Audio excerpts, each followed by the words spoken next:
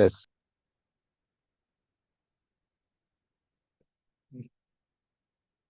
So dear friends, നമ്മളൊക്കെ UT PG 2025 വേണ്ടിയിട്ടുള്ള പ്രിപ്പറേഷന് വേണ്ടിയിട്ടാണ് ഇവിടെ ജോയിൻ ചെയ്തിട്ടുള്ളത്. വളരെ സന്തോഷമുണ്ട്. വളരെ നേരത്തെ തന്നെ നമ്മൾ പ്രിപ്പറേഷൻ സ്റ്റാർട്ട് ചെയ്യാന്ന് പറയുന്നതാണ് ഏതൊരു കോമ്പറ്റീറ്റീവ് എക്സാമിനെ സംബന്ധിച്ചും ഏറ്റവും സുപ്രധാനപ്പെട്ട ഒരു കാര്യം എന്ന് പറയുന്നത്. സോ ഈ സെഷനിൽ ബ്രീഫിംഗ് എന്താണ് CUT PG എക്സാം എന്നുള്ളത് നിങ്ങൾക്കൊരു ഐഡിയ തരിക. അതുപോലെ ഈ ഒരു 6 to 8 months ഗ്യാപ്പ് ഉള്ള നമ്മുടെ മുന്നിലുള്ള ഈ ഒരു ടൈമിൽ ഏതൊക്കെ രൂപത്തിൽ നമ്മുടെ പ്രിപ്പറേഷനെ കൊണ്ടുപോകാന്നുള്ളതിനെ കുറിച്ചിട്ട് വളരെ ബ്രീഫായിട്ട് നിങ്ങൾക്കൊരു ധാരണ നൽകാമെന്ന് മാത്രമേ ഉദ്ദേശിക്കുന്നുള്ളൂ. വളരെ ഒന്നും കാര്യങ്ങൾ ഞാൻ സംസാരിക്കില്ല. അപ്പോ കൂടുതലും ഞാൻ ഇൻട്രസ്റ്റഡ് ആകുന്നത് നിങ്ങൾക്ക് എന്തെങ്കിലുമൊക്കെ ഈ ഒരു കാര്യത്തിൽ എക്സാമായിട്ട് ബന്ധപ്പെട്ടിട്ട് പ്രിപ്പറേഷനായിട്ട് ബന്ധപ്പെട്ടിട്ട് നിങ്ങൾ നേരിടുന്ന ചലഞ്ചസ് ഉണ്ടെങ്കിൽ അല്ലെങ്കിൽ നിങ്ങൾക്ക് സംശയങ്ങൾ ഉണ്ടെങ്കിൽ തീർച്ചയായിട്ടും ഇതിന്റെ സെഷന്റെ എൻഡിൽ നിങ്ങൾക്ക് ചോദിക്കാവുന്നതാണ്. അപ്പൊ അത് എൻഗേജ് ചെയ്യാനാണ് ഞാൻ താല്പര്യപ്പെടുന്നത്. So first of all CUT PG എന്നുള്ള എക്സാമിനെ കുറിച്ചിട്ട് നമ്മൾ കേട്ടിട്ടുണ്ട്. കഴിഞ്ഞ 3 വർഷങ്ങളിലായിട്ട് നടന്നുകൊണ്ടിരിക്കുന്ന എക്സാം ആണ്. അപ്പോ ഇനി ആരെങ്കിലും ഈ ഒരു സെഷനിൽ ജോയിൻ ചെയ്തവരിൽ CUT PG യെ കുറിച്ചിട്ട് ആയിട്ട് ഐഡിയ ഇല്ലാത്തവർക്ക് വേണ്ടിയിട്ട് ജസ്റ്റ് എന്താണ് എക്സാം എന്നുള്ളത് ഞാൻ ബേസിക്കലി CUT PG എന്ന് പറയുന്നത് നമുക്കറിയാം CUET എന്ന് പറയുന്നത് തന്നെ കോമൺ യൂണിവേഴ്സിറ്റി എൻട്രൻസ് ടെസ്റ്റ് എന്നുള്ളതാണ്. അഥവാ യൂണിവേഴ്സിറ്റീസിലേക്ക് മുൻ വർഷങ്ങളിലൊക്കെ അറൗണ്ട്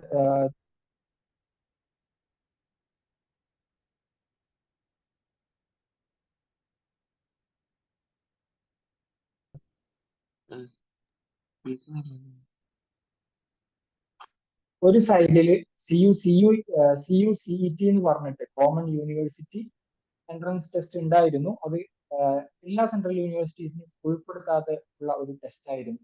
അതിനെയൊക്കെ മോഡിഫൈ ചെയ്തുകൊണ്ടുള്ള ഒരു കോമൺ ടെസ്റ്റ് ആണ് CUT PG എന്ന് പറയുന്നത്. അപ്പോൾ 2022 സെഷനിലാണ് ഇത് സ്റ്റാർട്ട് ചെയ്തിട്ടുള്ളത്. അപ്പോൾ 3 വർഷത്തെ എക്സാം ആണ് നമ്മളുടെ മുന്നിൽ CUT PG എന്നുള്ള രൂപത്തിൽ ഉള്ളത്. ഇതിന്റെ മുന്നേ CUCET എന്ന് പറഞ്ഞിട്ടുള്ളത് ഉണ്ടായിരുന്നു. അതല്ലാതെ മറ്റു യൂണിവേഴ്സിറ്റീസിന് അവരുടേതായിട്ടുള്ള സെപ്പറേറ്റ് ടെസ്റ്റ് ഉണ്ടായിരുന്നു. ഈ ഒരു ടെസ്റ്റിന്റെ പ്രത്യേകത എന്ന് പറയുന്നത് ഇത് നമുക്കറിയാം NTA നടത്തുന്ന ഒരു കോമൺ ടെസ്റ്റ് ആണ്. അഥവാ CUCUTയുടെ ഒരു മോഡിഫൈഡ് വേർഷൻ ആയിട്ട് എല്ലാ സെൻട്രൽ യൂണിവേഴ്സിറ്റീസും ഉൾപ്പെടുന്ന ഓൾമോസ്റ്റ് 50+ യൂണിവേഴ്സിറ്റീസ് നമ്മളുടെ സബ്ജക്റ്റിലൊക്കെ അവൈലബിൾ ആയിട്ടുള്ള ഒരുപാട് യൂണിവേഴ്സിറ്റീസ്, അതുപോലെ സെൻട്രൽ യൂണിവേഴ്സിറ്റീസ് അല്ലാതെ പ്രൈവറ്റ് ആയിട്ടുള്ള പാർട്ടിസിപ്പേറ്റിംഗ് യൂണിവേഴ്സിറ്റീസ് ഒക്കെ ഉൾപ്പെടുന്ന ഒരു ടെസ്റ്റ് ആണ്, സിംഗിൾ എക്സാം ആണ് CUT PG എന്ന് പറയുന്നത്. അപ്പൊ ഈ ഒരു സിംഗിൾ ടെസ്റ്റ് ആയതുകൊണ്ട് തന്നെ ഈ ഒരു എക്സാമിൽ നമ്മൾ എത്രത്തോളം ഇതിന് പ്രിപ്പയർഡ് ആയിട്ട് നല്ലൊരു സ്കോർ നമുക്ക് അച്ചീവ് ചെയ്യാൻ പറ്റുന്നുണ്ടോ അത്രത്തോളം നമ്മുടെ സാധ്യത വർദ്ധിക്കുകയാണ് ചെയ്യുന്നത്. അപ്പോൾ അതാണ് CUT PG എന്ന് പറയുന്നത്. അപ്പൊ അതിന്റെ എക്സാമിനേഷൻ പാറ്റേൺ, അതിന്റെ ഒരു സ്കീം എങ്ങനെയാണെന്നുള്ളത് കൂടി നമുക്ക് ജസ്റ്റ് ഒന്ന് നോക്കാം. CUT PG എന്ന് പറയുന്നത് ബേസിക്കലി CBT മോഡിൽ നടക്കുന്ന ഒരു എക്സാം ആണ്. CBT എന്ന് പറയുന്നത് നിങ്ങൾക്ക് അറിയും, കമ്പ്യൂട്ടർ ബേസ്ഡ് ആയിട്ടാണ് എക്സാം നടത്തുക. പെൻ ആൻഡ് പേപ്പർ മോഡിലായി ഉണ്ടാവും. മറ്റു പല യൂണിവേഴ്സിറ്റീസ് നേരത്തെ നടത്തിയിട്ടുണ്ടായിരുന്നത് അവരുടേതായിട്ടുള്ള ഡിപ്പാർട്ട്മെന്റ് ബേസ്ഡ് ടെസ്റ്റുകളായിരുന്നു. HCU CUT ഇല്ലാത്ത ജാമിയ മിലിയ അലിഗഡ് പോലെയുള്ള യൂണിവേഴ്സിറ്റീസ് ഒക്കെ അങ്ങനെയായിരുന്നു. ഈവൻ JNU പോലും അങ്ങനെയായിരുന്നു 2018 വരെയൊക്കെ നടത്തിയിട്ടുണ്ടായിരുന്നത്. അപ്പൊ അതിന്റെ ശേഷമാണ് പെൻ ആൻഡ് പേപ്പർ മോഡിൽ നിന്ന് മാറിയിട്ട് കമ്പ്യൂട്ടർ ബേസ്ഡ് ആയിട്ടുള്ള ടെസ്റ്റ് ആയിട്ടുള്ളത്. ഈ കമ്പ്യൂട്ടർ ബേസ്ഡ് ടെസ്റ്റിന്റെ ഒരു പ്രത്യേകത എന്ന് പറയുന്നത് it's purely multiple choice, objective type questions മാത്രമേ ഇതിൽ ചോദിക്കുന്നുള്ളൂ എന്നുള്ളത് ഒരു വലിയൊരു ബെനിഫിറ്റ് ആയിട്ടുള്ള പോസിറ്റീവ് ആയിട്ടുള്ള ഒരു ആസ്പെക്ട് ആണ് നമ്മളെ പ്രിപ്പറേഷൻ സ്ട്രാറ്റജി ആയിട്ട് ബന്ധപ്പെട്ട് നമ്മൾ മനസ്സിലാക്കുകയാണെന്നുണ്ടെങ്കിൽ. പിന്നെ ഇതിന്റെ മീഡിയം ഓഫ് ക്വസ്റ്റ്യൻ എന്ന് പറയുന്നത് 2 മീഡിയത്തിലാണ് ക്വസ്റ്റ്യൻസ് ഉണ്ടാവുക. സെയിം പേപ്പറിൽ തന്നെ ഇംഗ്ലീഷ് ആയിട്ടും അതുപോലെ ഹിന്ദി മീഡിയത്തിലായിട്ടും 2 ക്വസ്റ്റ്യൻസ് നമുക്ക് അവൈലബിൾ ആണ് കമ്പ്യൂട്ടർ ബേസ്ഡ് ടെസ്റ്റിൽ. എക്സെപ്റ്റ് ഫോർ ലാംഗ്വേജ് ആയിട്ടുള്ള സബ്ജക്റ്റുകൾ മാറ്റി നിർത്തിയാലും മറ്റെല്ലാ ടെസ്റ്റിനും, നമ്മൾ പൊളിറ്റിക്കൽ സയൻസിന്റെ കേസ് നോക്കുകയാണെന്നുണ്ടെങ്കിൽ ഇംഗ്ലീഷിലും ഹിന്ദിയിലും ക്വസ്റ്റ്യൻസ് അവൈലബിൾ ആണ്. അത് മനസ്സിലാക്കുക. പിന്നെ മറ്റൊരു പ്രത്യേകത എന്ന് പറയുന്നത് 2023 വരെയുള്ള ടെസ്റ്റ്, 22ലും 23ലും CUT PG എന്ന് പറയുന്നത് ബേസിക്കലി അത് സിംഗിൾ എക്സാം ആണെങ്കിൽ പോലും അതിൽ 2 ടെസ്റ്റ് ഉണ്ടായിരുന്നു. അതായത് 100 ക്വസ്റ്റ്യൻസ് വരുന്ന രൂപത്തിൽ 25 ക്വസ്റ്റ്യൻസ് ജനറൽ ടെസ്റ്റ്, നമ്മളുടെ ഇംഗ്ലീഷ് അതുപോലെ കോംപ്രഹെൻഷൻ മറ്റ് മാത്തമെറ്റിക്കൽ എബിലിറ്റി, റീസണിങ് പോലെയുള്ള കാര്യങ്ങളൊക്കെ ഉൾപ്പെടുന്ന രൂപത്തിൽ 25 ക്വസ്റ്റ്യൻസ് കംപ്രൈസ് ചെയ്യുന്ന ഒരു പാർട്ട് എ എന്നാണ് അത് അറിയപ്പെട്ടിരുന്നത്. പാർട്ട് ബി എന്നുള്ള പേരിൽ 75 ക്വസ്റ്റ്യൻസ് റിമെയിൻ ചെയ്യുന്ന രൂപത്തിൽ സബ്ജക്ട് വൈസ് ആയിട്ടുള്ള, പൊളിറ്റിക്കൽ സയൻസ് ആണെങ്കിൽ പൊളിറ്റിക്കൽ സയൻസ് റിലേറ്റഡ് ആയിട്ടുള്ള ക്വസ്റ്റ്യൻസും വരുന്ന രൂപത്തിലായിരുന്നു 2022-23 വർഷങ്ങളിൽ ഉണ്ടായിട്ടുണ്ടായിരുന്നത്. എന്നാൽ 2024 ആയപ്പം അത് വന്നിട്ടുണ്ടായിരുന്നത് ഈ ഒരു ജനറൽ ടെസ്റ്റ് എന്നുള്ളതിനെ ഒരു സെപ്പറേറ്റ് സബ്ജക്റ്റ് എന്നുള്ള രൂപത്തിൽ അതിനെ മോഡിഫൈ ചെയ്തു. അതായത് 75 ക്വസ്റ്റ്യൻസ് മാത്രം ഉൾപ്പെടുന്ന 105 മിനിറ്റ്സ്, അതായത് 1 മണിക്കൂറും 45 മിനിറ്റും ലെങ്ത് ആയിട്ട് വരുന്ന ഒരു എക്സാം ആയിട്ട് ഇതിനെ കൺവേർട്ട് ചെയ്തു എന്നുള്ളതാണ്. അഥവാ 25 ക്വസ്റ്റ്യൻസ് ജനറൽ ടെസ്റ്റ് എന്നുള്ളത് അവരെ ഒഴിവാക്കിയിട്ട് 75 ക്വസ്റ്റ്യൻസ് മാത്രം വരുന്ന ഒരു എക്സാം ആയിട്ട് ഇതിനെ മാറ്റി എന്നുള്ളതാണ് കഴിഞ്ഞ വർഷം ഉണ്ടായിട്ടുള്ള ഏറ്റവും മേജർ ആയിട്ടുള്ള ഒരു ചേഞ്ച് എന്ന് പറയുന്നത്. ഈ നെക്സ്റ്റ് 2025 ഇതേ പാറ്റേൺ ആണോ ഫോളോ ചെയ്യാന്ന് ചോദിച്ചാൽ നമുക്ക് 100% പറയാൻ പറ്റില്ല. കാരണം ഇനിയും മാസങ്ങൾ ഒരുപാട് ഉള്ളത് കൊണ്ട് തന്നെ ഇതിൽ ഏത് തരത്തിലുള്ള ഷിഫ്റ്റും ചിലപ്പം സംഭവിക്കാൻ പറ്റും. ചിലപ്പോൾ അതിൽ 75 എന്നുള്ളത് വീണ്ടും 100ലേക്കോ മറ്റോ മാറ്റാം, അല്ലെങ്കിൽ അതിന്റെ പാറ്റേണിൽ ചെറിയ ഷിഫ്റ്റുകൾ സംഭവിക്കാൻ സാധ്യത ഇല്ലാതില്ല. നമ്മൾ ഏത് രൂപത്തിലായാലും നമ്മളുടെ കോർ പേപ്പറിന്റെ പാർട്ട് എന്ന് പറയുന്നത് അത് സ്റ്റാറ്റിക് ആയിട്ട് തന്നെ റിമെയിൻ ചെയ്യുന്നുള്ളതാണ്. പിന്നെ മറ്റൊരു പ്രത്യേകത എന്ന് പറയുന്നത് നെഗറ്റീവ് മാർക്കിംഗ് ഈ ഒരു എക്സാമിന് ഉണ്ട് എന്നുള്ളതാണ്. നമുക്കറിയാം പൊതുവെ നെഗറ്റീവ് മാർക്കിംഗ് എന്ന് പറയുന്നത് കുറച്ച് നമുക്ക് കടമ്പ ഏറിയ ഒരു കാര്യമായിട്ടാണ് വരാറുള്ളത് അല്ലെ. നമുക്കറിയാം UGC നെറ്റ് എക്സാം നോക്കുകയാണെന്നുണ്ടെങ്കിൽ സോഷ്യൽ സയൻസ് വിഷയങ്ങൾക്കൊന്നും നെഗറ്റീവ് മാർക്ക് ഇല്ലാത്ത രൂപത്തിലാണ് ഇതുവരെയും നടന്നുകൊണ്ടിരുന്നത്.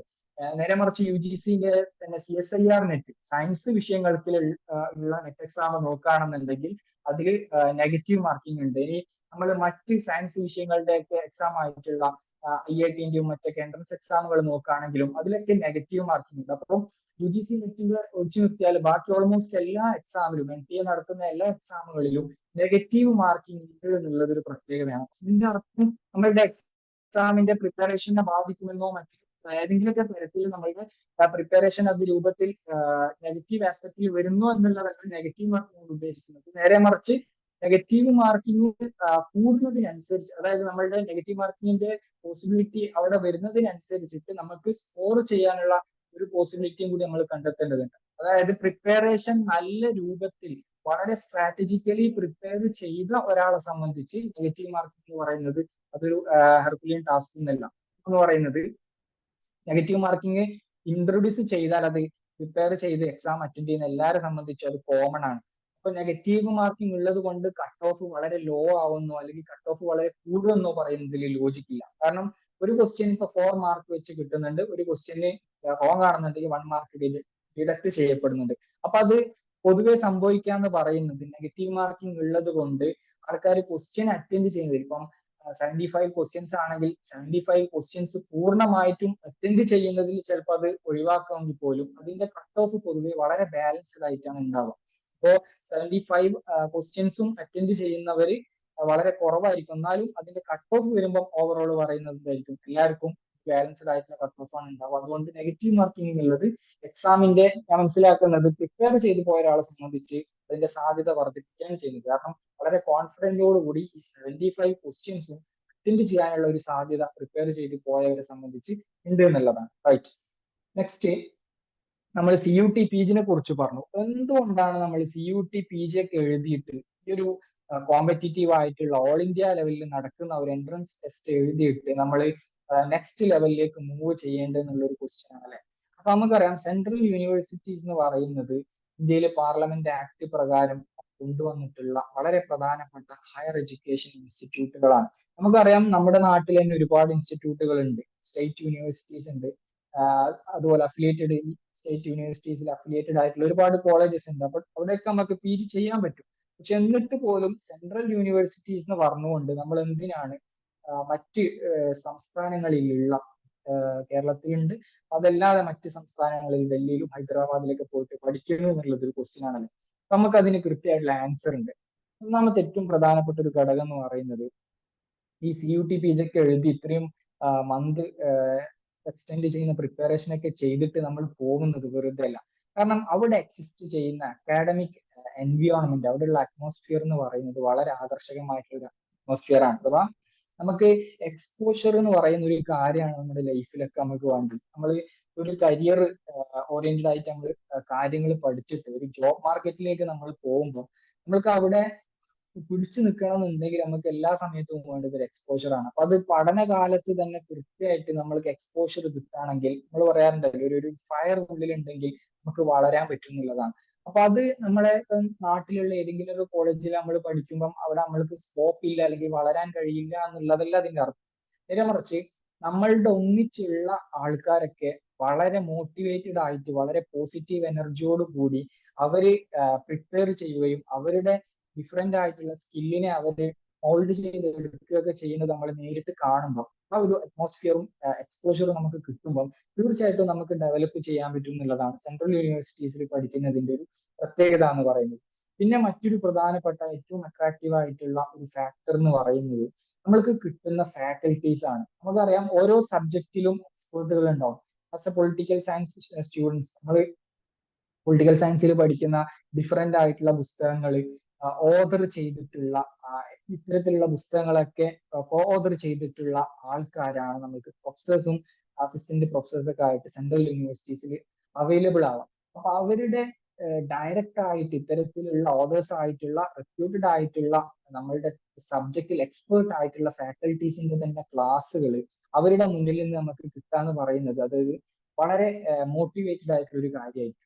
അതുപോലെ അവിടെയുള്ള ഫെസിലിറ്റീസ് എന്ന് പറയുന്നത് സ്റ്റേറ്റ് ഓഫ് ആർട്ട് ഫെസിലിറ്റീസ് നമുക്ക് ഏറ്റവും ഡെവലപ്ഡ് ആയിട്ടുള്ള അത് ലൈബ്രറി ഫെസിലിറ്റീസിലാവട്ടെ അതല്ലാതെ മറ്റ് സംവിധാനങ്ങൾ ക്ലാസ് റൂം ഫെസിലിറ്റീസിലാവട്ടെ അതല്ലാതെ മറ്റ് കരിക്കുലർ ആയിട്ടുള്ള ആക്ടിവിറ്റീസിലാവട്ടെ എല്ലാത്തിലും നമ്മൾക്ക് വേണ്ട ഏറ്റവും ഡെവലപ്ഡ് ആയിട്ടുള്ള ഫെസിലിറ്റീസ് ഇൻഫ്രാസ്ട്രക്ചേഴ്സ് ഹൈ ക്ലാസ് ലെവലോട് കൂടി നമുക്ക് ലഭ്യമാവും എന്നുള്ളതാണ് സെൻട്രൽ യൂണിവേഴ്സിറ്റിയുടെ മറ്റൊരു പ്രത്യേകത എന്ന് പറയുന്നത്.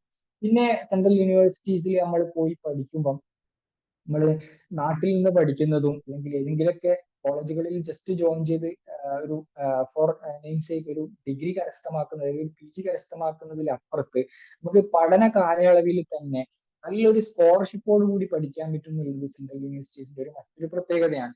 ഞാൻ എന്റെ UG PG പഠനം കഴിഞ്ഞത് അലിഗഡ് യൂണിവേഴ്സിറ്റിയിലാണ്. അവിടെ പഠിക്കുന്ന ഈ ഒരു 5 വർഷ കാലയളവിൽ തന്നെ ഒരുപാട് സ്കോളർഷിപ്പുകൾ അവൈൽ ചെയ്യാൻ പറ്റിയിട്ടുണ്ട്. യൂണിവേഴ്സിറ്റി ഫിനാൻഷ്യൽ മെറിറ്റ് അവാർഡ് അതുപോലെ അലുമിനൈ സ്കോളർഷിപ്പുകൾ പല യൂണിവേഴ്സിറ്റീസിനും അവരുടെ അലുമിനൈസിന്റെ അസോസിയേഷൻസ് ഉണ്ടാവും. അവർ പ്രൊവൈഡ് ചെയ്യുന്ന നല്ല ഉള്ള സ്കോളർഷിപ്പുകൾ ഉണ്ടാവും. ഇതിനൊക്കെ പുറമെ മറ്റ് NGOസും അതുപോലെ മറ്റ് ഡിഫറെന്റ് ആയിട്ടുള്ള ബോഡീസും ഇൻസ്റ്റിറ്റ്യൂഷൻസ് ഒക്കെ നൽകുന്ന സ്കോളർഷിപ്പുകൾ നമുക്ക് അവൈൽ ചെയ്യാൻ പറ്റും. അതുകൂടാതെ സർക്കാർ തന്നെ ഗവൺമെന്റ് തന്നെ പ്രൊവൈഡ് ചെയ്യുന്ന സെൻട്രൽ സെക്ടർ സ്കീം പോലെയുള്ള post graduation studies graduate studies പോലെയുള്ള സ്കോളർഷിപ്പ് UGCന്റെ പുതിയൊരു സ്കോളർഷിപ്പ് വളരെ അപ്പീലിംഗ് ആയിട്ടുള്ള എമൗണ്ട് ഉള്ള സ്കോളർഷിപ്പുകൾ. ഇനി നമ്മളുടെ സ്റ്റേറ്റിന് തന്നെ സ്റ്റേറ്റ് ഗവൺമെന്റ് നൽകുന്ന ഒരുപാട് സ്കോളർഷിപ്പ് ഇങ്ങനെ തുടങ്ങിയിട്ട് ഗവൺമെന്റ് നൽകുന്നതും യൂണിവേഴ്സിറ്റി നൽകുന്നതുമായിട്ടുള്ള ഒരുപാട് സ്കോളർഷിപ്പുകൾ അവൈൽ ചെയ്യാൻ പറ്റും എന്നുള്ളതാണ്. സ്റ്റേറ്റ് യൂണിവേഴ്സിറ്റീസ് പഠിച്ചാലും കിട്ടൂല എന്നല്ല അതിന്റെ അർത്ഥം. പക്ഷെ നമുക്ക് സെൻട്രൽ യൂണിവേഴ്സിറ്റീസിൽ പോകുമ്പോൾ അതിനൊന്നുകൂടി ബ്രോഡ് ആയിട്ടുള്ള ഒരു സാധ്യത സ്കോപ്പ് വർദ്ധിക്കുകയാണ് ചെയ്യുന്നത്. പിന്നെ മറ്റൊരു ഏറ്റവും ആകർഷകമായിട്ടുള്ള ഒരു പ്രത്യേകത എന്ന് പറയുന്നത് സെൻട്രൽ യൂണിവേഴ്സിറ്റീസിലുള്ള കോസ്റ്റ് വളരെ അഫോർഡബിൾ ആയിട്ടുള്ള ഒരു കാര്യമാണ്. എടുത്തു പറയേണ്ട ഒരു കാര്യം എന്ന് പറയുന്നത് നമുക്കറിയാം ഇന്ത്യയിൽ സോഷ്യൽ സയൻസ് സബ്ജക്റ്റുകളിലുള്ള ഏറ്റവും ടോപ്പ് യൂണിവേഴ്സിറ്റീസ് എന്ന് പറയുന്നത് നമുക്കറിയാം JNU ആണ്. JNUവിൽ അവിടെ PGക്കും PhDക്കൊക്കെ അഡ്മിഷൻ എടുക്കുന്നവര് പേ ചെയ്യുന്ന എമൗണ്ട് എന്ന് പറയുന്നത് വളരെ ലോ ആണ്. മിനിമൽ ആയിട്ടുള്ള അഡ്മിഷൻ ഫീസിന്റെ മൊത്തത്തിൽ ഓവറോൾ അവിടെ എക്സാമിനേഷൻ ഫീ ഹോസ്റ്റൽ ഫീ അങ്ങനെ തുടങ്ങിയിട്ടുള്ള ഡിഫറെന്റ് ഫീസിനൊക്കെ വേണ്ടി അവർ കാൽക്കുലേറ്റ് ചെയ്തിട്ട് അഗ്രിഗേറ്റ് ചെയ്തിട്ട് ഒരു സ്റ്റുഡന്റിൽ നിന്ന് അവർ വാങ്ങുന്ന എമൗണ്ട് എന്ന് പറയുന്നത് വെറും ബിലോ 300 ഒക്കെ ആയിരിക്കും. വളരെ മിനിമൽ ആയിട്ടുള്ള കോസ്റ്റ് ആയിരിക്കും. അപ്പോ അതെല്ലാ യൂണിവേഴ്സിറ്റീസിലും അങ്ങനെയാണെന്നല്ല. ചില യൂണിവേഴ്സിറ്റീസിൽ മോർ ദാൻ 1000 ഒക്കെ വരുന്ന യൂണിവേഴ്സിറ്റീസ് ഒക്കെ ഉണ്ട്. എന്നാൽ പോലും നമ്മൾ വിചാരിക്കുന്ന രൂപത്തിൽ വലിയ ലക്ഷങ്ങൾ ചെലവഴിച്ചുകൊണ്ട് അല്ലെങ്കിൽ പതിനായിരങ്ങൾ ചെലവഴിച്ചുകൊണ്ട് പഠിക്കേണ്ട ഒരു കേന്ദ്രമാണ് ഈ ഒരു സെൻട്രൽ യൂണിവേഴ്സിറ്റീസ് നമ്മൾ വിചാരിക്കേണ്ടതില്ല. വളരെ അഫോർഡബിൾ ആയിട്ടുള്ള കോസ്റ്റോട് കൂടി എക്സ്പെൻസോട് കൂടി നമുക്ക് അവിടെ ജീവിക്കാൻ പറ്റും എന്നുള്ളതാണ്. ഹോസ്റ്റൽസ് പല യൂണിവേഴ്സിറ്റീസും ഹോസ്റ്റൽസ് ഫ്രീ ആയിട്ട് പ്രൊവൈഡ് ചെയ്യുന്നുണ്ട്. പിന്നെ ഫുഡിനായിട്ട് വേണ്ടി വരിക മാസം വളരെ ലോ ആയിട്ടുള്ള കോസ്റ്റ് ആയിരിക്കും. ആ ഒരു രൂപത്തിൽ നമുക്ക് സ്കോളർഷിപ്പ് ഒരു സൈഡിൽ നമുക്ക് അവൈൽ ചെയ്യാൻ പറ്റും. ഇത്തരത്തിൽ ലോ എക്സ്പെൻസോട് കൂടി നമ്മളുടെ സ്റ്റഡി മുന്നോട്ട് കൊണ്ടുപോകാൻ പറ്റും എന്നുള്ളതാണ്. പിന്നെ ഏറ്റവും ഇമ്പോർട്ടന്റ് ആയിട്ടുള്ള മറ്റൊരു ഫാക്ടർ എന്ന് പറയുന്നത് നമുക്കറിയാം നമ്മൾ ഒരു പുറത്തൊരു സംസ്ഥാനത്തൊക്കെ പോയിട്ട് പഠിക്കുമ്പോൾ നമുക്ക് പ്രധാനപ്പെട്ട ഒരു പേഴ്സണൽ ഗ്രോത്ത് എന്ന് പറയുന്നത് നമ്മളുടെ കാഴ്ചപ്പാട്, നമ്മളുടെ പേഴ്സ്പെക്റ്റീവ് കാര്യങ്ങളൊക്കെ വിശാലമാവുന്നുള്ളതാണ്. അതിന് ഒരു കാരണമായിട്ട് വരാനുള്ള പ്രധാനപ്പെട്ട ഘടകം എന്ന് പറയുന്നത് നമ്മളുടെ ക്ലാസ് റൂമുകളൊക്കെ തരുന്ന ഒരു ഡൈവേഴ്സിറ്റി ആയിരിക്കും. ഒരുപാട് ഡിഫറെന്റ് ആയിട്ടുള്ള സ്റ്റേറ്റ്സിൽ നിന്നുള്ള ആൾക്കാർ നമ്മളുടെ ക്ലാസ് റൂമിൽ പ്രസന്റ് ചെയ്യപ്പെടും. അതുപോലെ ഡിഫറെന്റ് ബാക്ക്ഗ്രൗണ്ടിൽ നിന്നുള്ളതായിരിക്കും. എല്ലാം വലിയ റിച്ച് ബാക്ക്ഗ്രൗണ്ട്, റിച്ച് ഫാമിലീസ് വരുന്ന ആൾക്കാരൊന്നും ആയിരിക്കില്ല ക്ലാസ് റൂമിൽ ഉണ്ടാവും. വളരെ പാവപ്പെട്ട ബാക്ക്ഗ്രൗണ്ടിൽ നിന്നുള്ള ആൾക്കാരുണ്ടാവും. ഓൺ ദ അതർ ഹാൻഡ് ഇത്തരത്തിലുള്ള റിച്ച് ഫാമിലീസ് എന്നുള്ള ആൾക്കാരുണ്ടാവും. അത് വ്യത്യസ്ത സംസ്ഥാനങ്ങളിൽ നിന്ന് ആൾക്കാരുണ്ടാവും. ഇനി വിദേശത്ത് നിന്നുള്ള ആൾക്കാരടക്കം എംയുല് ഞാൻ UG പഠിക്കുന്ന സമയത്ത് തന്നെ 5 കൺട്രീസ് എന്നുള്ള ആൾക്കാർ എന്റെ ക്ലാസ്മേറ്റ്സ് ആയിട്ട് ഫസ്റ്റ് ഇയറിൽ ഉണ്ടായിരുന്നു. അത്തരത്തിൽ ഡിഫറെന്റ് കൺട്രീസ് എന്നുള്ള ആൾക്കാർ നമുക്ക് PG ക്ലാസ്മേറ്റ്സ് ആയിട്ട് നമുക്ക് ലഭിക്കുകയാണ്. ഇത്തരത്തിലുള്ള ഡൈവേഴ്സിറ്റി എന്ന് പറയുന്നത് നമ്മളുടെ പേഴ്സണൽ ഗ്രോത്ത്. സ്വാഭാവികമായിട്ടും നമുക്ക് ഇത്തരത്തിലുള്ള ഡൈവേഴ്സിറ്റി കിട്ടുമ്പോഴുള്ള ഒരു ബെനിഫിറ്റ് എന്ന് പറയുന്നത് നമ്മൾക്ക് അവരുടെയൊക്കെ ലാംഗ്വേജ് പഠിക്കാനും, സ്വാഭാവികമായിട്ടും നിങ്ങൾ ഹൈദരാബാദ് പോകണമെന്നുണ്ടെങ്കിൽ നിങ്ങൾക്ക് അവിടെയുള്ള റീജിയണൽ ലാംഗ്വേജ് പഠിക്കാനും, അതുപോലെ ഡൽഹി ബേസ് ചെയ്താണ് നിങ്ങൾ പഠിക്കുന്നതെങ്കിൽ ഹിന്ദി, ഉറുദു പോലെയുള്ള അവരുടെ സംസാര ഭാഷ നമുക്ക് സ്വായത്തമാക്കാനുള്ള ഒരു പോസിബിലിറ്റി കൂടി അവിടെ ഉണ്ട് എന്നുള്ളതാണ്. പിന്നെ ലാസ്റ്റ്ലി പറയാനുള്ളത്, ഇത്തരത്തിലുള്ള യൂണിവേഴ്സിറ്റീസിലേക്ക് നമ്മൾ പോകുമ്പോൾ നമ്മൾ പൊതുവെ പറയാറുണ്ടല്ലോ, ഏറ്റവും ടോപ്പ് ആയിട്ടുള്ള ഇൻസ്റ്റിറ്റ്യൂട്ടുകളിൽ നമുക്ക് പഠിക്കാൻ പറ്റുക എന്നുള്ളത് വളരെ ഇമ്പോർട്ടന്റ് ആയിട്ടുള്ള ഫാക്ടറാണ്. നമ്മളൊരു പ്രാവശ്യമൊക്കെ നമ്മൾ ഡിഗ്രി PG ഒക്കെ ചെയ്യുള്ളൂ. സെക്കൻഡ് PG ഒക്കെ ചെയ്യുന്നവരുണ്ട്. നോർമലി ഒരു PG ആണ് നമ്മൾ ചെയ്യുക. അപ്പൊ ആ ചെയ്യുന്ന PG കോഴ്സ് എന്ന് പറയുന്നത് ഏറ്റവും ടോപ്പ് ആയിട്ടുള്ള ഒരു യൂണിവേഴ്സിറ്റീസ് നമുക്ക് ചെയ്യാൻ പറ്റുകയാണെന്നുണ്ടെങ്കിൽ അത് നമ്മളുടെ എഡ്യൂക്കേഷണൽ മൈൽ സ്റ്റോണിലുള്ള ഏറ്റവും പ്രധാനപ്പെട്ട ഒരു ഭാഗമായിട്ട് മാറും എന്നുള്ളതാണ്. അപ്പം JNU, Hyderabad university, Delhi university, Jamia Millia, Aligarh, Banaras university അങ്ങനെ തുടങ്ങിയിട്ട് ഒരുപാട് യൂണിവേഴ്സിറ്റീസ് ഈ ടോപ്പ് റാങ്കിങ് ഇൻസ്റ്റിറ്റ്യൂട്ടുകളിൽ PG ചെയ്യാൻ കഴിയാന്നുള്ളത് വളരെ നമ്മൾക്ക് കിട്ടും, നമ്മളുടെ എഡ്യൂക്കേഷണലി നമുക്ക് കിട്ടുന്ന ഒരു പ്രധാനപ്പെട്ട ഫാക്ടറാണ്, ഇമ്പോർട്ടന്റ് ആയിട്ടുള്ള ഒരു കാര്യമാണ്. ഇനി ലാസ്റ്റ്ലി പറയാനുള്ളത്, നമ്മൾ ഇവിടുന്നൊക്കെ പഠിച്ചിറങ്ങിയാൽ നമുക്ക് കിട്ടാൻ പോകുന്ന ഒരു ബ്രാൻഡ് വാല്യൂ, ഇത് വളരെ ഇമ്പോർട്ടന്റ് ആയിട്ടുള്ള ഒരു കാര്യമാണ്. അതായത് നമ്മൾ പറയാറുണ്ടല്ലോ, എഞ്ചിനീയറിംഗ് നമ്മളുടെ നാട്ടിലും ഒരുപാട് ആൾക്കാർ എഞ്ചിനീയേഴ്സ് ഉണ്ട്, BTech കഴിഞ്ഞവരുണ്ട്, ഏതെങ്കിലുമൊക്കെ കോളേജുകളിൽ നിന്ന് കഴിഞ്ഞവരുണ്ട്. നേരെ മറിച്ച് മറ്റൊരു വശത്ത് IIT കളിൽ നിന്ന് BTech കഴിഞ്ഞിട്ടുള്ള എഞ്ചിനീയേഴ്സ് ഉണ്ട്. അപ്പൊ സ്വാഭാവികമായിട്ടും IIT ഗ്രാജുവേറ്റ്സിന് ജോബ് മാർക്കറ്റിൽ കിട്ടുന്ന ഒരു വാല്യൂ നമുക്കറിയാം. അതേപോലെ സിമിലർ കേസ് സോഷ്യൽ സയൻസ് സബ്ജക്റ്റുകളിലുണ്ട്. നിങ്ങളൊരു റെപ്യൂട്ടഡ് ആയിട്ടുള്ള ഇൻസ്റ്റിറ്റ്യൂട്ടിൽ നിന്ന് നിങ്ങളുടെ PG കഴിയുകയാണെന്നുണ്ടെങ്കിൽ അടുത്ത ഒരു സ്റ്റേജിലേക്ക് നിങ്ങളുടെ PhD പഠനത്തിന് വേണ്ടിയിട്ടോ അതല്ലെങ്കിൽ PhD കഴിഞ്ഞിട്ട് മറ്റ് ജോബിലേക്ക്, ടീച്ചിങ് റിസർച്ച് ജോബിലേക്കൊക്കെ പോവാണെന്നുണ്ടെങ്കിൽ നിങ്ങൾ എവിടുന്നാണ് പഠിച്ചിറങ്ങിയത് എന്നുള്ള ഒരു ഫാക്ടർ അവർ പ്രധാനമായിട്ട് മനസ്സിലാക്കുന്നുള്ളതാണ്, അവർ നോക്കുന്നുള്ളതാണ്. ഇനി വിദേശ യൂണിവേഴ്സിറ്റിയിൽ നിന്നാണ് നമ്മൾ ഈ ഒരു PG PhD ഒക്കെ കരസ്ഥമാക്കുന്നത് എന്നുണ്ടെങ്കിൽ ഒന്നുകൂടി ഇതിന്റെ സാധ്യത ഏറുന്നുള്ളതിൽ ഒരു സംശയമില്ല. അപ്പൊ ഒരു ബ്രാൻഡ് വാല്യൂ, നമ്മൾ എവിടുന്ന് പഠിച്ചു, എവിടുന്ന് അലുമയാണെന്നുള്ളത് നമ്മളുടെ കരിയറിൽ ഒരു പ്രധാനപ്പെട്ട ഒരു ഘടകമാണ്.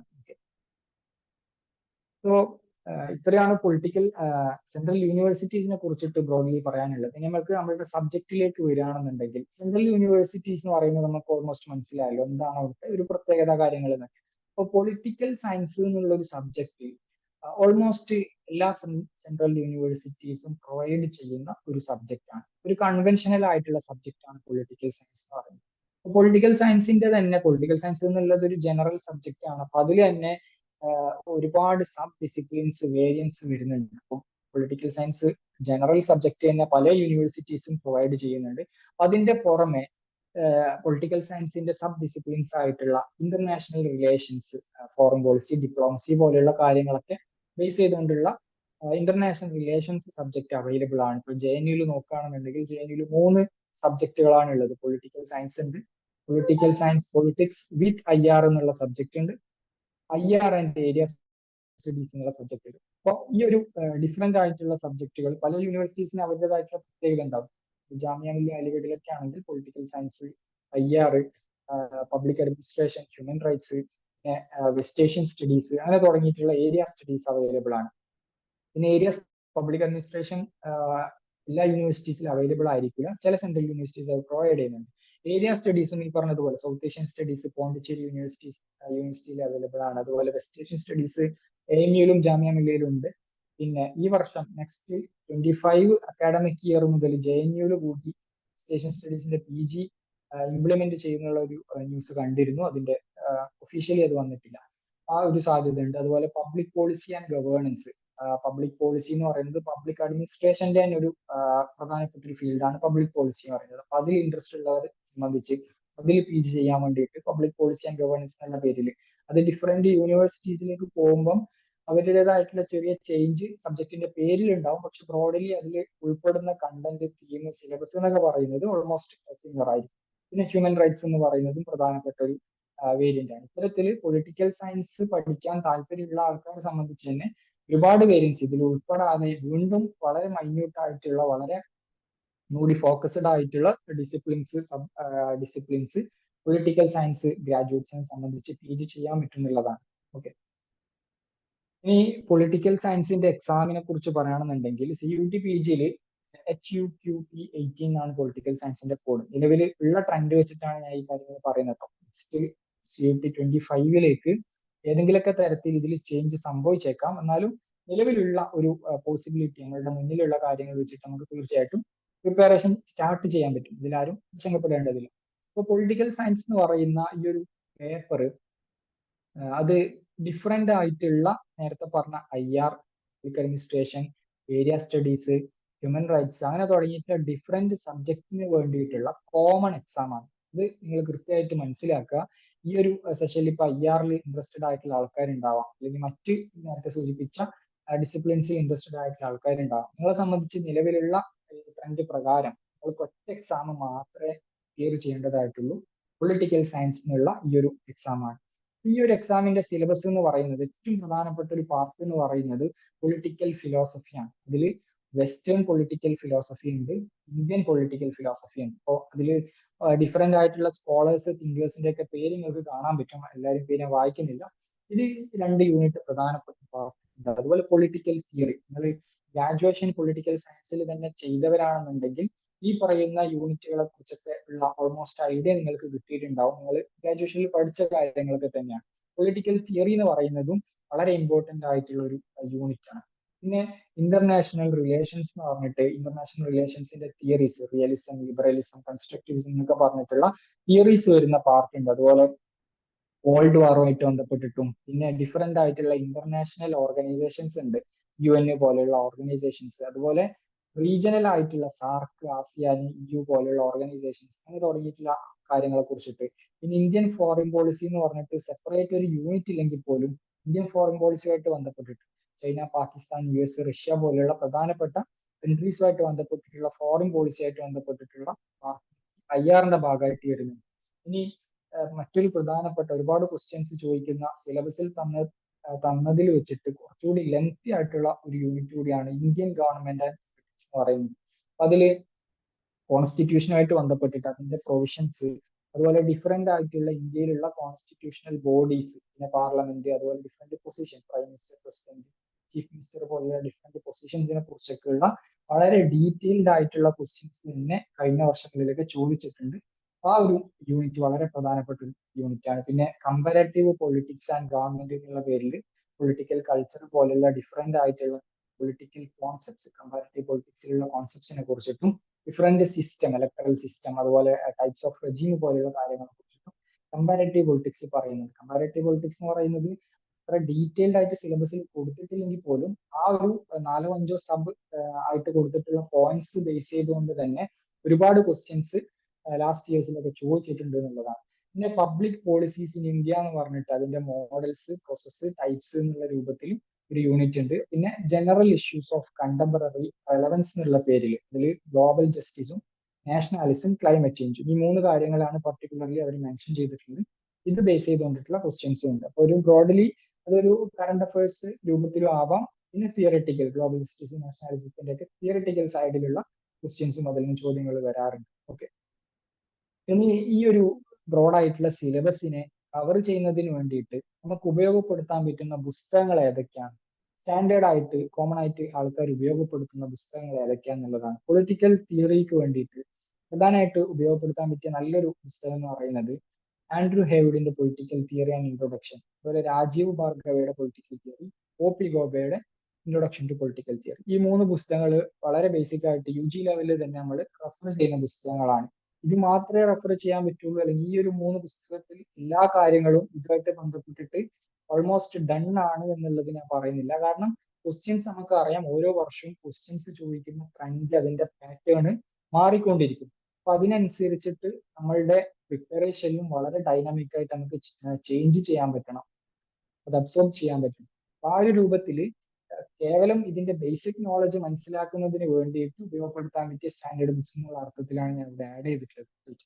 പിന്നെ വെസ്റ്റേൺ പൊളിറ്റിക്കൽ തോട്ടായിട്ട് ബന്ധപ്പെട്ടിട്ട് സുബ്രത മുഖർജി, ഷിഫാലി ജ, ജെ.സി. ജോഹരി ഇവരുടെ പുസ്തകം നിങ്ങൾക്ക് ഉപയോഗപ്പെടുത്താൻ പറ്റും. ഇപ്പോൾ ഇന്ത്യൻ പൊളിറ്റിക്കൽ തോട്ടായിട്ട് ബന്ധപ്പെട്ട് ഒ.പി. ഗോപ, വിദ്യുത് ചക്രവർത്തി, ഹിമാൻഷു റോയ് ഇവരുടെ പുസ്തകങ്ങൾ ഉപയോഗപ്പെടുത്താൻ പറ്റും.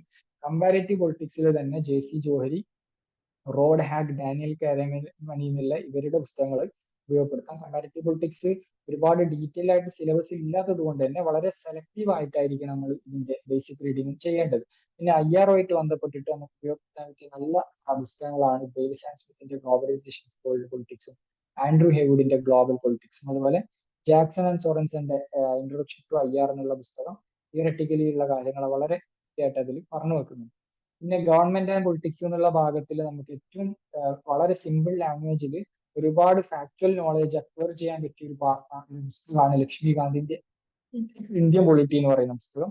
അതുപോലെ ഇന്ത്യൻ ഗവൺമെന്റ് ആൻഡ് പൊളിറ്റിക്സിൽ തന്നെ ഒന്നുകൂടി പൊളിറ്റിക്കൽ പ്രോസസ്സുമായിട്ട് ബന്ധപ്പെട്ടിട്ട് ഇന്ത്യയിലെ ഡെമോക്രസിയുടെ ഫംഗ്ഷനിങ് മറ്റു കാര്യങ്ങളൊക്കെ ആയിട്ട് ബന്ധപ്പെട്ടിട്ട് ഉള്ള ക്വസ്റ്റ്യൻസിനെ ഡീൽ ചെയ്യാൻ പറ്റുന്ന കുറച്ച് കളക്ഷൻ ഓഫ് എസ്സേസ് ആണ് പ്രതാപ് മേത്തന്റെയും നീരജ ഗോപാൽ ജയാലിന്റെയും Oxford companion politics in India എന്നുള്ള പുസ്തകം.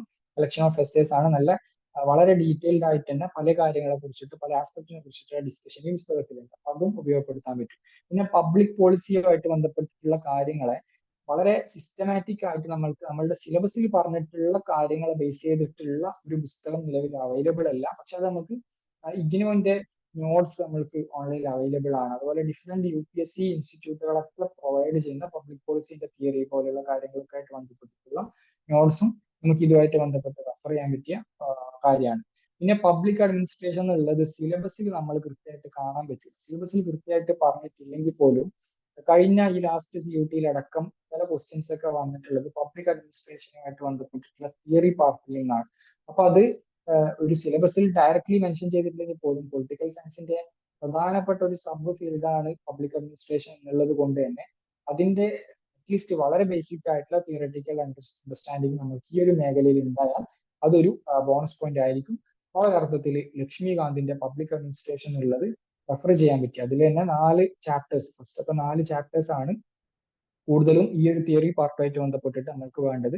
ആ ഒരു കാര്യങ്ങൾ കൂടി വായിക്കാൻ പറ്റുകയാണെന്നുണ്ടെങ്കിൽ വളരെ ഡീറ്റെയിൽ ആയിട്ടുള്ള അണ്ടർസ്റ്റാൻഡിങ് നമ്മൾക്ക്, വളരെ ബേസിക് ആയിട്ടുള്ള ഒരു തിയററ്റിക്കൽ അണ്ടർസ്റ്റാൻഡിങ് നമുക്ക് കിട്ടുന്നുള്ളതാണ്. ഓക്കെ, ഇനി ക്വസ്റ്റ്യനുമായിട്ട് ബന്ധപ്പെട്ടിട്ട് ഞാൻ വളരെ സ്കിപ്പ് ചെയ്താണ് പോകുന്നത്. അപ്പൊ നിങ്ങൾക്ക് മൊത്തത്തിൽ ഒരു ഐഡിയ തരാന്നുള്ളതാണ് ഉദ്ദേശിക്കുന്നത്. വളരെ ഡീറ്റെയിൽ ആയിട്ട് ഒരുപാട് നേരം ഒരേ കാര്യം സംസാരിക്കുന്നതിൽ അർത്ഥമില്ലല്ലോ. അപ്പൊ നിങ്ങൾക്ക് ക്വസ്റ്റ്യൻസ് എന്തെങ്കിലുമൊക്കെ സംശയങ്ങൾ ഉണ്ടെങ്കിൽ ലാസ്റ്റ് തീർച്ചയായിട്ടും ചോദിക്കാം. ഓക്കെ, അപ്പോൾ ടൈപ്പ് ഓഫ് ക്വസ്റ്റ്യൻസ്, എന്തൊക്കെ തരത്തിലുള്ള ക്വസ്റ്റ്യൻസ് ആണ് CUT പ്രിപ്പയർ ചെയ്യുന്ന ഒരാളെ സംബന്ധിച്ച് ഏതൊക്കെ തരത്തിലാണ് ഈ ഒരു കഴിഞ്ഞ വർഷങ്ങളിലൊക്കെ ക്വസ്റ്റ്യൻസ് വന്നിട്ടുള്ളത്, അതിന്റെ പാറ്റേൺ എന്താണെന്ന് അറിഞ്ഞിരിക്കുക എന്നുള്ളത് ഇറ്റ്സ് വെരി ഇമ്പോർട്ടൻറ്റ്. അപ്പൊ അതുകൊണ്ട് തന്നെ അതിൽ എന്തൊക്കെ തരത്തിലുള്ള ക്വസ്റ്റ്യൻസ് ആണ് വന്നിട്ടുള്ളത് അന്ന് ജസ്റ്റ് നോക്കാം. ഒന്നാമതായിട്ട് ഏറ്റവും പ്രധാനപ്പെട്ട നമ്മൾ എക്സാമുകളിലൊക്കെ കാണുന്ന തരത്തിലുള്ള ഡയറക്റ്റ് ആയിട്ടുള്ള ക്വസ്റ്റ്യൻസ് തീർച്ചയായിട്ടും ഉണ്ടാവും. വൺ ലൈനർ ക്വസ്റ്റ്യൻസ്, അതായത് ആരെങ്കിലും ഈ ഒരു പുസ്തകം തന്നിട്ട് ഇത് ആരുടെ പുസ്തകമാണ്, അല്ലെങ്കിൽ ഏതെങ്കിലുമൊക്കെ സംഭവം തന്നിട്ട് അതിന്റെ ഇയർ ഏതാണ്, അല്ലെങ്കിൽ ഏതെങ്കിലുമൊക്കെ പൊസിഷൻ തന്നിട്ട് അതിലുള്ള വ്യക്തി ആരാണ്, അങ്ങനെ ഡയറക്റ്റ് ആയിട്ടുള്ള വൺ ലൈനർ ആയിട്ട് നമുക്ക് ഡയറക്റ്റ് ക്വസ്റ്റ്യൻ വായിക്കാൻ ആൻസർ ചെയ്യാന്നുള്ള രൂപത്തിൽ ഇത്തരത്തിലുള്ള ക്വസ്റ്റ്യൻസ് തീർച്ചയായിട്ടും ഉണ്ടാവും. അപ്പോൾ അത് ഇമ്പോർട്ടന്റ് ആയിട്ടുള്ള ഒരു പാർട്ടാണ്. പിന്നെ അസേർഷൻ റീസൺ എന്നുള്ള ഒരു ടൈപ്പ് ഓഫ് ക്വസ്റ്റ്യൻ ഉണ്ട്. അസേർഷൻ റീസൺ എന്ന് പറയുന്നത് 2 സ്റ്റേറ്റ്മെന്റ് തരും. 1-2 തരത്തിലുള്ള സ്റ്റേറ്റ്മെന്റ് ഉണ്ടാവും.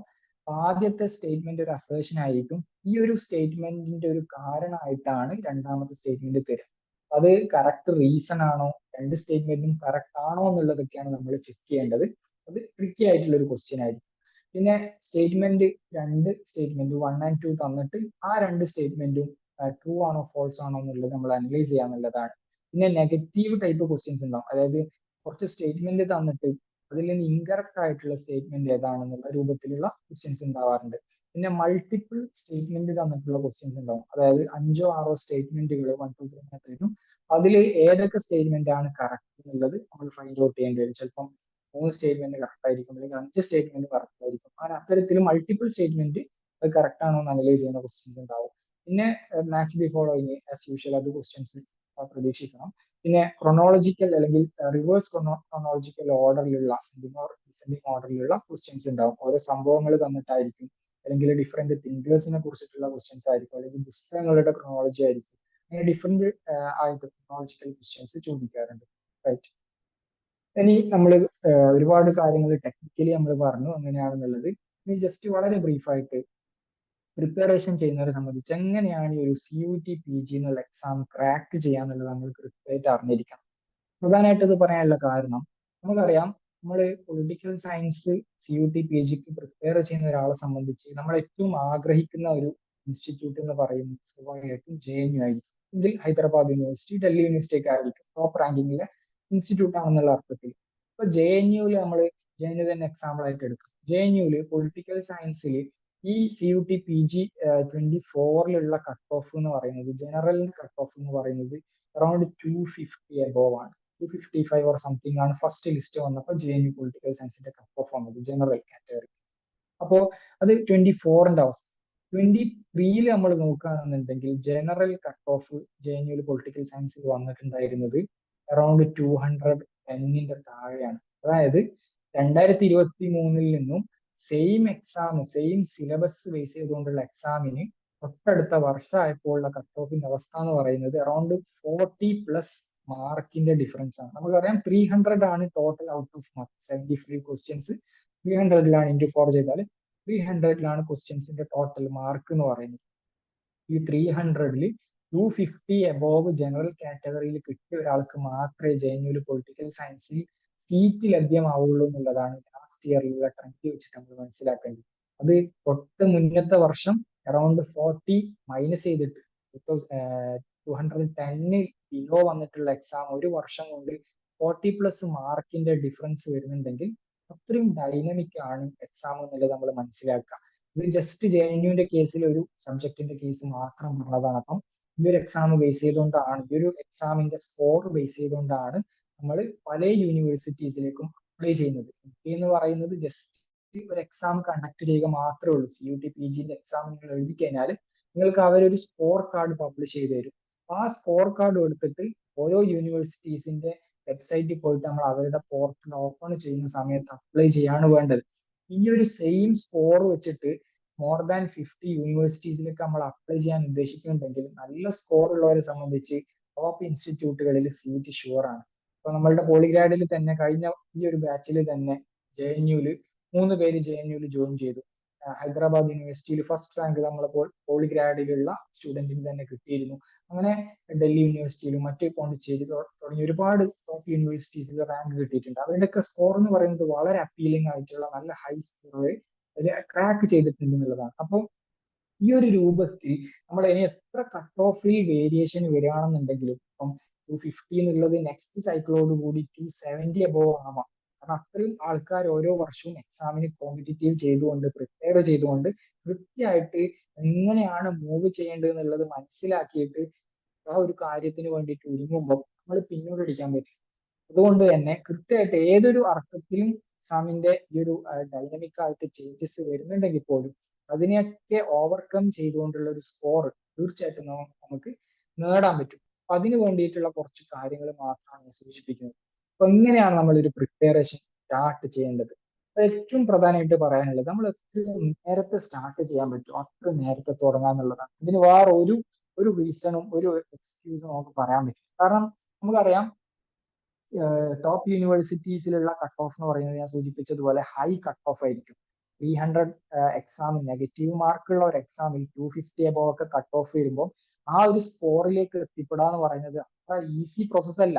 എക്സാമിൽ നല്ല സ്കോർ കിട്ടിയവരൊക്കെ നിങ്ങൾ പരിശോധിച്ച് അറിയും. അവര് 1 മന്തോ അല്ലെങ്കിൽ ജസ്റ്റ് 2-3 വീക്സ് പ്രിപ്പയർ ചെയ്തിട്ടല്ല അവർ എക്സാമിന് അറ്റൻഡ് ചെയ്തിട്ടുള്ളത്.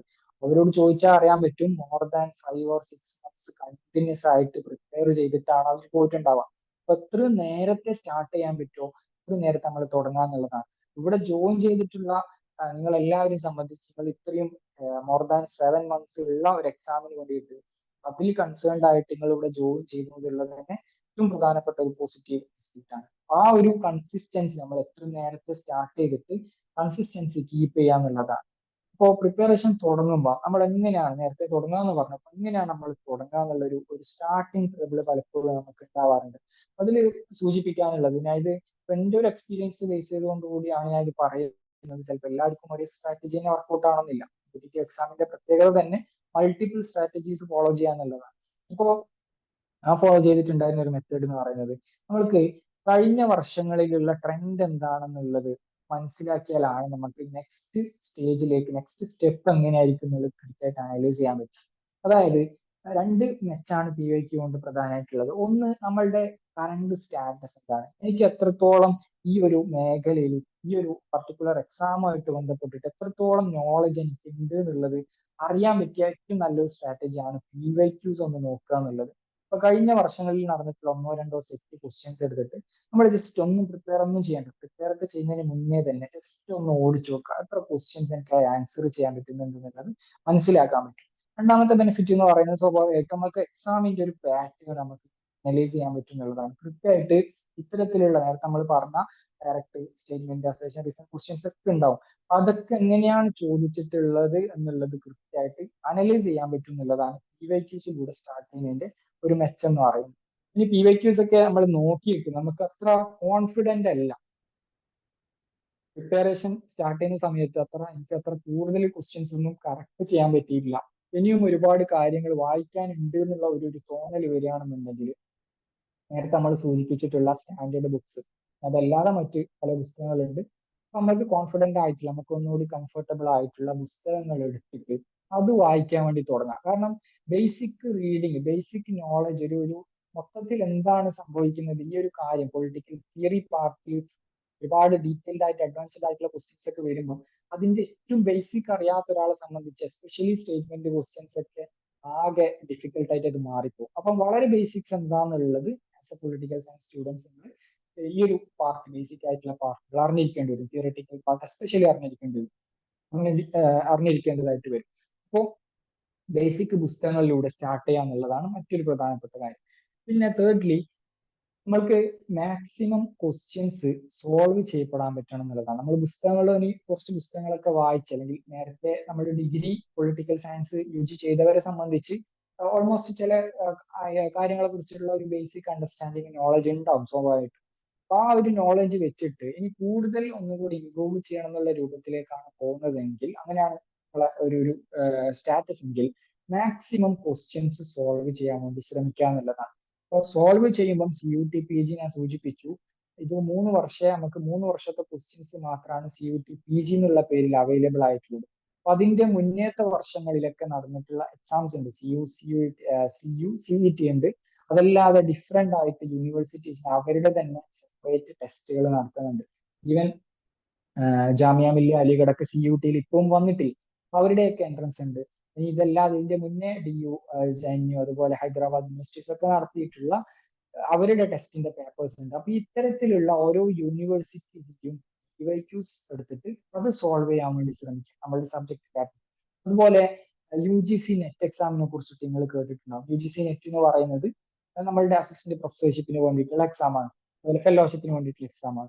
ഈ UGC നെറ്റ് എക്സാമിന്റെ ക്വസ്റ്റ്യൻസ് നമ്മൾക്ക് അറൌണ്ട് 10 ഇയേഴ്സിന്റെ ക്വസ്റ്റ്യൻസ് ഒക്കെ അവൈലബിൾ ആണ്, ഓൺലൈനിൽ നോക്കിയാൽ നമുക്ക് ഫ്രീ ആയിട്ട് ആക്സസ് ചെയ്യാൻ പറ്റും. ഇത്തരത്തിൽ UGC നെറ്റിന്റെ ക്വസ്റ്റ്യൻ എടുത്തിട്ട് അതും മാക്സിമം സോൾവ് ചെയ്യാൻ വേണ്ടിയിട്ട് ശ്രമിക്കുക എന്നുള്ളതാണ്. അപ്പം ഇതിന്റെ ഒരു ബെനിഫിറ്റ് എന്താന്ന് വെച്ചാൽ നമ്മൾ ഒരുപാട് കാര്യങ്ങൾ വളരെ ഡീറ്റെയിൽഡ് ആയിട്ട് നോവൽ ഫിക്ഷൻ ഒക്കെ വായിക്കുന്നത് പോലെ അങ്ങനെ വായിച്ചു പോവാന്നുള്ളതല്ല നമ്മളുടെ കോമ്പറ്റേറ്റീവ് എക്സാമിന്റെ പ്രിപ്പറേഷൻ സമയത്ത് നമ്മൾ ചെയ്യേണ്ടത്. നേരെ മറിച്ച് വളരെ സ്ട്രാറ്റജിക്കലി എക്സാമിന് ഏതൊക്കെ പാർട്ടിൽ നിന്നാണ് ക്വസ്റ്റ്യൻസ് വന്നിട്ടുള്ളത് ആ പാർട്ട് ഏതൊക്കെയാണെന്ന് ഐഡന്റിഫൈ ചെയ്തിട്ട് അതിന് കൂടുതൽ ഫോക്കസ് ചെയ്തിട്ട് വായിക്കാം. ആ പാർട്ടിൽ നിന്ന് വന്നിട്ടുള്ള ക്വസ്റ്റ്യൻസിന്റെ പാറ്റേൺ അനലൈസ് ചെയ്തിട്ട് സിമിലർ കൈൻഡ് ഓഫ് ക്വസ്റ്റ്യൻസുമായിട്ട് നമ്മൾ എൻഗേജ് ചെയ്യാന്നുള്ളതാണ്. അത് ഏറ്റവും നല്ല മെത്തേഡ് എന്ന് പറയുന്നത് PYQസും ഇത്തരത്തിലുള്ള മാക്സിമം മറ്റ് ക്വസ്റ്റ്യൻസ് ഒക്കെ ആയിട്ട് എൻഗേജ് ചെയ്യാന്നുള്ളതാണ്. ഒരുപാട് മോക്ക് ടെസ്റ്റുകൾ അവൈലബിൾ ആയിരിക്കും ഓൺലൈനായിട്ട്, ഫ്രീ ആയിട്ടും പെയ്ഡ് ഒക്കെ ആയിട്ടും മോക്ക് ടെസ്റ്റുകൾ ഉണ്ടാവും. അപ്പൊ അത് നിങ്ങൾ ആക്സസ് ചെയ്യാന്നുള്ളതാണ് ഒരു അഡ്വാൻസ്ഡ് ലെവലിൽ പ്രിപ്പറേഷന് വേണ്ടിയിട്ട് നമ്മൾ ആലോചിക്കുകയും ചെയ്യേണ്ടത്. പിന്നെ മറ്റൊരു പ്രധാനപ്പെട്ട പോയിന്റ് നമ്മൾ മനസ്സിലാക്കേണ്ടത് ഇത്തരത്തിലുള്ള പ്രിപ്പറേഷൻ നമ്മളിപ്പം 7 മന്ത് ഒക്കെ പ്രിപ്പയർ ചെയ്യും.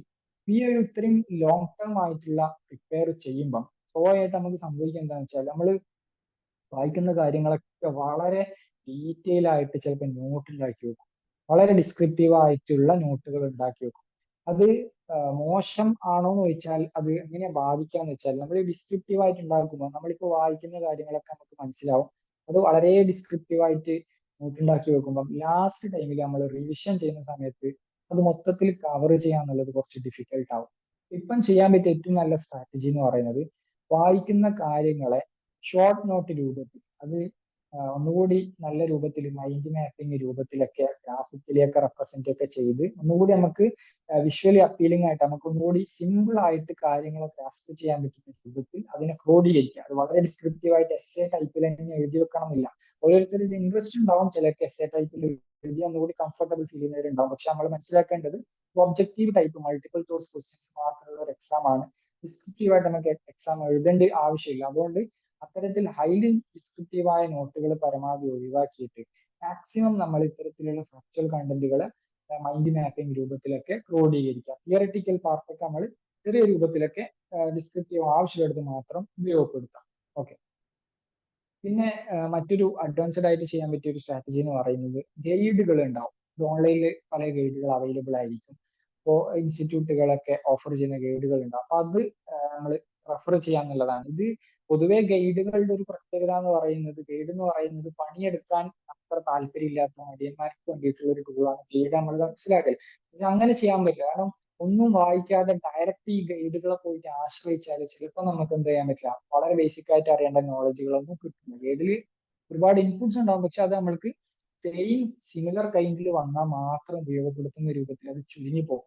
അതുകൊണ്ട് ഒന്നുകൂടി ബ്രോഡായിട്ട് നമുക്ക് അഡ്വാൻസ്ഡ് ലെവലിൽ ടോപ്പ് റാങ്ക് സ്കോർ കിട്ടണം എന്നുള്ള രൂപത്തിൽ പ്രിപ്പയർ ചെയ്യുമ്പോൾ ഗൈഡ് മാത്രം റെഫർ ചെയ്യാതെ ഒന്നുകൂടി നേരത്തെ നമ്മൾ ചെയ്ത സ്ട്രാറ്റജിയിൽ നിന്ന് ഡെവലപ്പ് ചെയ്ത് പിന്നെ ഗൈഡുകളിലേക്ക് പോകുന്ന രൂപം നമ്മൾ സ്വീകരിക്കേണ്ടി വരും. പിന്നെ ഏറ്റവും പ്രധാനപ്പെട്ട കാര്യം എന്ന് പറയുന്നത് ഈ ലോങ് ടേം ആയിട്ട് പ്രിപ്പയർ ചെയ്യുമ്പോൾ നമ്മളുടെ സബ്ജക്റ്റുമായിട്ട് ബന്ധപ്പെട്ടിട്ടുള്ള കാര്യങ്ങളെ കുറിച്ചുള്ള അപ്ഡേറ്റഡ് ആവുക എന്നുള്ളതാണ്.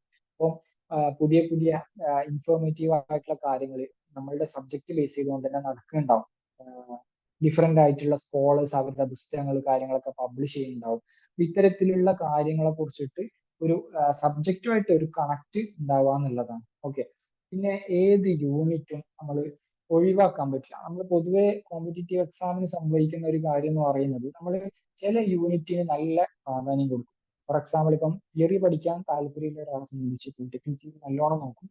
IR-ഉം ഇന്ത്യൻ പൊളിറ്റിക്സ് ഒക്കെ പൂർണ്ണമായിട്ടും ഒഴിവാക്കും, അല്ലെങ്കിൽ ജസ്റ്റ് ഒന്ന് നോക്കിപ്പോകും. ആ രൂപത്തിൽ നമ്മൾ ചെയ്യാതെ എല്ലാ യൂണിറ്റിനും ഒരു ബാലൻസ്ഡ് ആയിട്ടുള്ള പ്രിപ്പറേഷൻ ഉണ്ടായിരിക്കുക എന്നുള്ളതാണ്. അത് പറയാനുള്ള ഒരു പ്രധാനപ്പെട്ട കാരണം എന്ന് പറയുന്നത് എക്സാമിന് 3 തരത്തിലുള്ള ക്വസ്റ്റ്യൻസ് ഉണ്ടാവും. 3 തരത്തിൽ ഉദ്ദേശിച്ചത് ഈസി ലെവൽ ക്വസ്റ്റ്യൻസ് ഉണ്ടാവും, മീഡിയം അല്ലെങ്കിൽ ഒരു ആവറേജ് ലെവലുള്ള ക്വസ്റ്റ്യൻസ് ഉണ്ടാവും, ഹൈലി ഡിഫിക്കൽട്ട് ആയിട്ടുള്ള ക്വസ്റ്റ്യൻസ് ഉണ്ടാവും. ഈ 3 തരത്തിലുള്ള ക്വസ്റ്റ്യൻസും ഏത് യൂണിറ്റിൽ നിന്നാണ് ചോദിക്കുക, ഇന്ന യൂണിറ്റിൽ നിന്നാണ് എല്ലാ ഈസി ക്വസ്റ്റ്യൻസും വരിക നമുക്ക് ഒരിക്കലും ഗ്യാരണ്ടി ചെയ്യാൻ പറ്റും. അപ്പോ ചിലപ്പം ഏറ്റവും ഈസി ക്വസ്റ്റ്യൻസ് നമ്മൾ തീരെ നോക്കാതെ പോയ ചില യൂണിറ്റിൽ നിന്നായിരിക്കും ക്വസ്റ്റ്യൻസ് വന്നിട്ടുണ്ടാവും. അതുകൊണ്ട് തന്നെ എല്ലാ യൂണിറ്റിനും ഒരു ബാലൻസ്ഡ് ആയിട്ട് എത്ര ഈസി ആയിട്ടുള്ള ഡിഫിക്കൽട്ട് ആയിട്ടുള്ള ക്വസ്റ്റ്യൻസ് വന്നാലും ചെറിയൊരു ഗസ്സിങ്ങിനെങ്കിലും എനിക്ക് സ്കോപ്പ് കിട്ടുന്ന ഒരു രൂപത്തിൽ ഒരു ബാലൻസ്ഡ് ആയിട്ട് എല്ലാ യൂണിറ്റിനും കവർ ചെയ്യാന്നുള്ളതാണ് ഏറ്റവും പ്രധാനമായിട്ടുള്ളത്. പിന്നെ നമുക്ക് ഏറ്റവും ഇൻട്രസ്റ്റഡ് ആയിട്ടുള്ള യൂണിറ്റ്, നമുക്ക് കൂടുതൽ സ്കോർ ചെയ്യപ്പെടാൻ പറ്റുന്നതും കൂടുതൽ ക്വസ്റ്റ്യൻസ് പ്രീവിയസ്ലി ചോദിച്ചിട്ടുള്ളതുമായിട്ടുള്ള യൂണിറ്റ്സ് ഉണ്ടാവും. ആ യൂണിറ്റിന് കൂടുതൽ ഫോക്കസ് ചെയ്തിട്ട് നമ്മൾ അതിലൊന്നുകൂടി അഡ്വാൻസ്ഡ് ലെവലിൽ നോക്കുക എന്നുള്ളതാണ്. അതിന്റെ അർത്ഥം ഒരു യൂണിറ്റും സ്കിപ്പ് ചെയ്തിട്ട് നമ്മൾ പോകാൻ പറ്റില്ല. പിന്നെ ലാസ്റ്റ്ലി പറയാനുള്ളത്, നമുക്കറിയാം നമ്മൾ 7 or 8 months പ്രിപ്പയർ ചെയ്യുമ്പോൾ സ്വാഭാവികമായിട്ടും നമ്മൾ മെമ്മറൈസ് ചെയ്യാണ് ചെയ്യുന്നത്. അപ്പൊ ഈ എല്ലാ കാര്യങ്ങളും നമ്മളുടെ മെമ്മറിയിൽ ചിലപ്പോൾ ഉണ്ടാവണമെന്നില്ല. അത് മറന്നു പോകും. വായിച്ചു പോകുന്ന കാര്യങ്ങൾ റിപ്പീറ്റഡ്ലി ചെയ്തില്ലെങ്കിൽ അത് മറന്നു പോകും. അതുകൊണ്ട് തന്നെ കൃത്യമായിട്ട് വളരെ കൺസിസ്റ്റന്റ് ആയിട്ട് കണ്ടിന്യൂസ് ആയിട്ട് ഒരു ഫ്രീക്വൻസി വെച്ചുകൊണ്ട് നമ്മൾ റിവൈസ് ചെയ്യാൻ വേണ്ടി ശ്രമിക്കുക എന്നുള്ളതാണ്.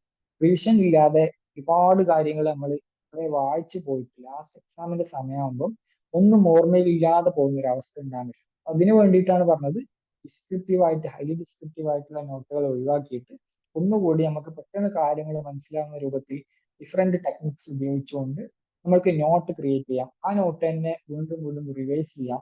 പിന്നെ ഈ ഇത്തരത്തിലുള്ള മാക്സിമം ക്വസ്റ്റ്യൻസ് ആയിട്ട് നമ്മൾ എൻഗേജ് ചെയ്യാം. ഇതൊക്കെ ചെയ്യുമ്പോൾ തന്നെ നമ്മളുടെ സ്വഭാവമായിട്ടും നമ്മളുടെ ലെവൽ ഒന്നുകൂടി ഇമ്പ്രൂവ് ആവും. ആ ഒരു ലെവൽ വെച്ചിട്ട് നമ്മൾക്ക് എത്ര ഡിഫിക്കൽട്ട് ആയിട്ടുള്ള CUETന്റെ എക്സാം ക്രാക്ക് ചെയ്യാൻ പറ്റും എന്നുള്ളതാണ് വസ്തുത. അപ്പം ആ ഒരു രൂപത്തിൽ നമ്മളുടെ പ്രിപ്പറേഷൻ നമ്മൾ മോൾഡ് ചെയ്യേണ്ടതായിട്ടുണ്ട്. ഓക്കെ, സോ ഞാൻ ഇത്രയാണ് പറയാൻ ഉദ്ദേശിച്ചത്. ബേസിക്കലി എന്തെങ്കിലുമൊക്കെ കാര്യങ്ങൾ വിട്ടുപോയെന്ന് അറിയില്ല. നിങ്ങൾക്ക് ഇതുമായിട്ട് ബന്ധപ്പെട്ട് എന്തെങ്കിലുമൊക്കെ ഡൗട്ട്സ് ഉണ്ടെങ്കിൽ അത് നമുക്ക് ചോദിക്കാവുന്നതാണ്. എനിക്ക് കഴിയുന്ന രൂപത്തിൽ ഞാൻ ആൻസർ ചെയ്യും. ഓക്കെ,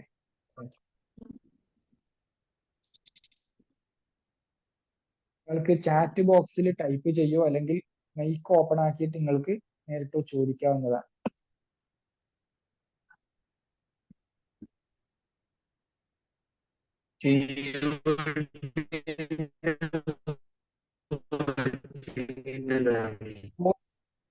വോയിസ് ക്ലിയർ ആയില്ല, ഒന്നുകൂടി ചോദിക്കോ.